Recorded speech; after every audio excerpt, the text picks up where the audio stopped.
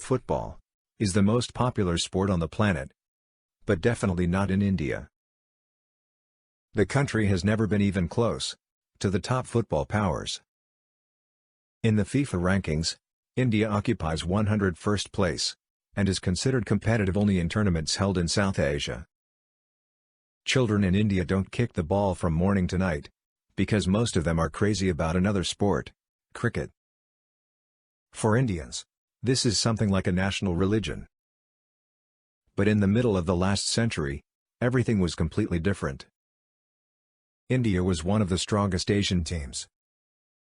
The silver medalist of the 1964 Asian Cup, a regular participant in the Asian Games, in which the team became the champion twice, and won bronze once, fourth place at the 1956 Olympic Games.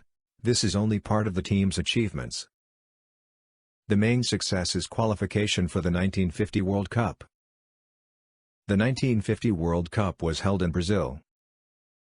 Due to political problems, the Soviet Union and Czechoslovakia withdrew from the tournament. A little later, after the end of the qualification, Argentina and Ecuador were added to them. Of the 4 Asian teams invited to the tournament, the Philippines, Indonesia and Burma withdrew. Thus, India automatically guaranteed itself participation in the World Cup.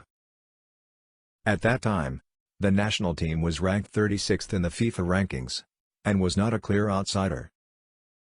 However, India withdrew from the tournament, as FIFA banned barefoot play after the 1948 Summer Olympics. It is curious that at the same Olympics, the Indian field hockey team played in shoes, and at the same time took gold medals. Field hockey in general in the country is much more popular than football, and until 1980 India always took Olympic medals in this sport.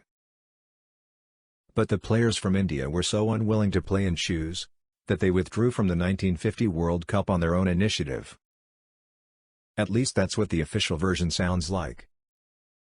In fact, everything is more confusing.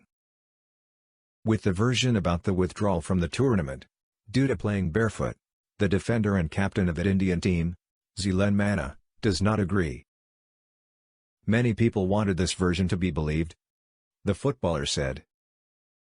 He also claimed that Indians had no problem wearing shoes while playing football. They often did so. For example, when it rained, they were forced to wear boots, due to the softening of the soil. The statements of the All India Football Federation about the lack of money for the road to Brazil also have nothing to do with the truth.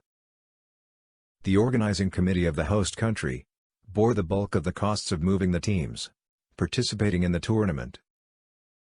The real reason is that the World Cup was not taken seriously by the Indian Football Federation. The main goal was to get to the Olympics. Then we didn't know anything about the World Cup. If we had been better informed, we would have taken the initiative ourselves.